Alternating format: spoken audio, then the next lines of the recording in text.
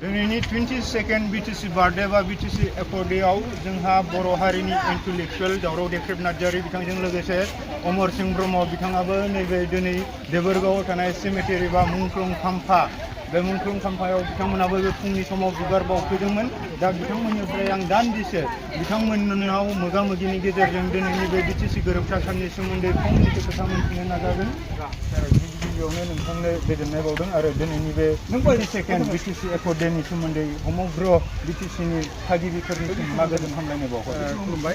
दिनै माने 22थि BTC एकर्डे BTC एकर्डेआ जोंनि थाखाय बर'फोरनि थाखाय रंजाथाव खुसिनांथाव दिन बियो। मानोना बे BTC एकर्डनि गेजेरजोंनो बर'फ्रा मोनसे टेरिटरि 3000 गामि मोननानै मोनसे बाउन्डारि जोंनो रायजो फिसा मोनसे होदों आरो BTCआवनो जोंनो राजनितिक ओमफ्राय जोंनि लेजिस्लेटिभ एडमिनिस्ट्रेटिभ जोंनो पावार जोंनो हरदों। दा लोगोसे बर' रावाबो बे समावनो 80 हाबजादों।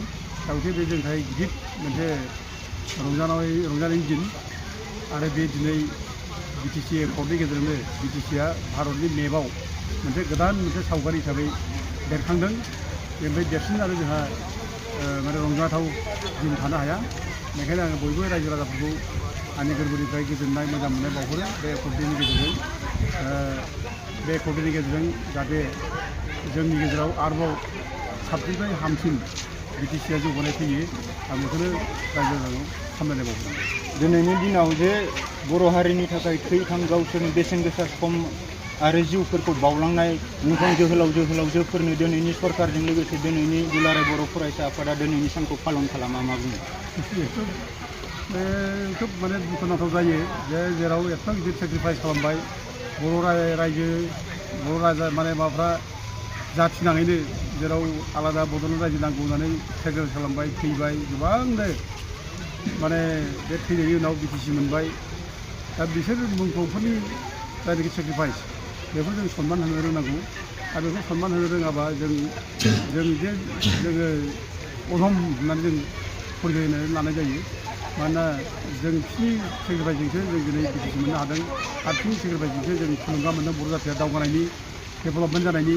दा बे हिसाबै बे BTC एकर्डखौ जुदि फालिनो फालियाब्ला बे दुखुनांथाव मोजां जायाखै बिदि जानो नाङा।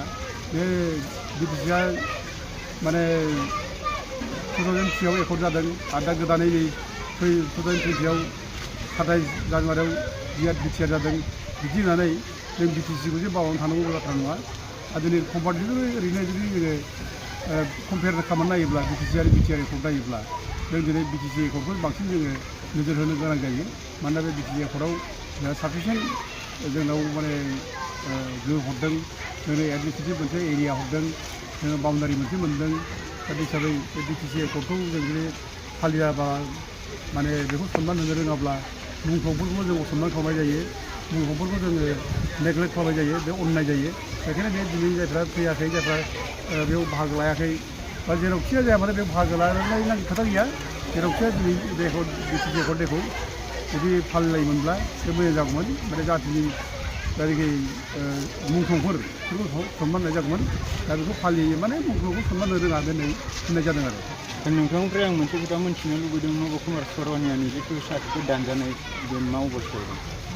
नब कुमार सरनियानि सार्टिफिकेटआ दा केन्सेल जाबाय। बेखौ फर्मेलि माने स्कुलनि कमिटिया केन्सेल खालामहरबाय। दा बे MP गेलेनो हाला, बे जोब्बाय। दा बे गावखौ पानिशमेन्टनिफ्राय बोरै बारग'नो हायो दा बिनि थाखायसो बे दिनै सिन्था खालामनांगौ। अदेबानि नब सरनिया जे इलेक्सन गेलेनो हाला बे जिनिसा 2022नि 28 फेब्रुवारियावनो मोनसे अर्डार ओंखारखादों। जेसेबां सरनियाफोर बर' कसारि एबा कसारि होननानै सार्टिफिकेट लादोंमोन बे सार्टिफिकेट लानायखौ माने हाइकर्टआव WCDCआ उइद्र' खालामनानै लाबोदों, बिसोरनि सार्टिफिकेट केन्सेल खालामनानै दोनखाजोबदों। दा बे समाव जों केसखौ होदोंमोन जंलाल बसुमतारी, दावराव देख्रेब नार्जारी आरो लोगोसे जोंहा माबानि कख्लाबारि youth unemployed youth society secretary president दा बिथांमोनखौ लानानै जों माने बे केसखौ होदोंमोन। बे केसआव जों देरहानाय लोगो लोगोनो बे सरनियाफोरनि जेसेबां सार्टिफिकेट दं बे माने इनभेलिड जाखादों, सोलिया जाखादों आरो नब सरनियानि सार्टिफिकेटआबो बे समावनो सोलिया जाखादों आरो बे सार्टिफिकेटखौ लानानै बिसोरो खुनु गोदानै जेरावबो बाहायनो मोना बे जाखाजोबदों। दा नब सरनिया दा जेरै पानिशमेन्ट मोननोसै नब सरनिया बिनि सार्टिफिकेटआव उइद्र' जाखाजोब्बाय। पानिशमेन्ट मोनसै दा थुद्रु बिदिनो बै 2023 आव जों जाय केस होदोंमोन दा बे केस होनाय सरि 2019 आव जों जायखौ केस होदोंमोन आरो 2023 नि 28 फेब्रुवारि जायखौ अर्डार ओंखारदोंमोन बे अर्डार बादियै नब सरनियाजों लोगोसे सरनियाफोरनि गोबां माने साख्रि लानाय बेफोर गिनांगौ जाबाय दा दिनै बिसोरहा दिनै साख्रि जुदि सोरबा लादोंब्ला बिसोरखौ जुदि सोरबा कमप्लेन होयोब्ला बे साख्रिखौ दानजागोन आरो सोरबा गेस एजेन्सि सोरबा माने बिदिनो पेट्रल पाम्प बा गुबुन गुबुन माबाफोर सुबिदा दंब्ला बेखौ जुदि जोंनि ट्राइबेल मानसिफ्रा जुदि कमप्लेन होयोब्ला बिसोर दानजाजोबगोन दा जेरै नब सरनिया एमपि दानजादों दानजानो नागिरदों बिदि जाजोबगोन बेखायनो आङो दा बेखौनो खावलायनो लुबैयो नब सरनियाथ' बे दानजाखासिगोन बेहाथ' उफाय गैया एनि टाइम बिनि एमपिआ दानजागोन बेयाव जोंहा माने दाउट गैया दा आरो जों गोरों गोथौ जानो नाङा रायजोफ्रा बेयो पानिशमेन्ट मोननांसिगौ दा पानिशमेन्ट मोननो थाखायल' दा बाखि दंसै आरो लोगोसे जाय सरनियाफ्रा बर' कसारि मावग्रा बर' कसारि सार्टिफिकेट लादों दा कसारि सार्टिफिकेट लादों दा बिसोर साख्रि लादों दा बिसोर सुजुग सुबिदा लानानै दं गेसनि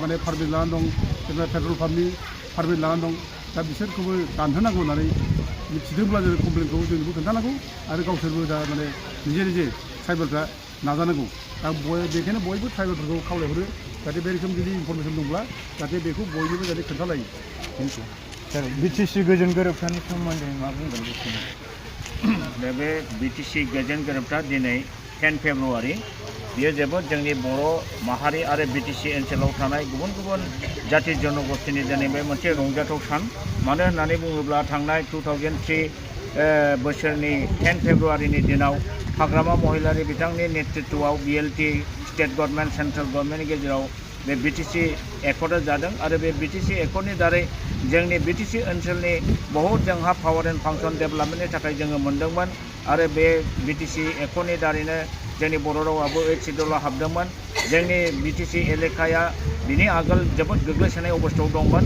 बिटिसि एकर्ड जानायनि उनाव हाग्रामा महिलारि बिथाङा जे बिटिसि सरकार सालिदों बिनि दारै जोंहा लामा सामा दालां दुलां university college engineering college medical college गासिबो ग्रोम ग्रोम जादोंमोन दा बे हिसाबै जोङो बिटिसि एकर्डनि दारै बर' हारिया बहुत जौगानो खाबु मोनदोंमोन बेनि थाखाय जोङो बिटिसिनि समग्र माने रायजो राजाया दिनै रंजानांगौ आरो जोङो बे बिटिसि एकर्डखौ फालिबाय थागोन आरो इयुनाव जोङो आरो बेखौ साबसिन गाजा गोमजायै खौसेयै जोङो फालिलांगोन जोङो बिटिसि एकर्डखौ जेब्लाबो मान होनांगोन आरो बिटिसि ओनसोलनि बासि हिसाबै बिटिसि एकर्डआ बिराद माने मोजां एकर्ड जादों होननानै जों बुंनो हायो बिटिआर एकर्डखौ जोङो दा उनावहाय थांनाय 2020 नि 27 जानुवारियाव खालामदों बे बिटिआर एकर्डआ बिटिसि एकर्डै जोंनि मोनखानाय पावार एन्ड फांसन गोहो बोलो खौसो खोमानाय जादों बेनिखायनो जोङो बिटिआर एकर्डखौसो जोङो नेवसिनानै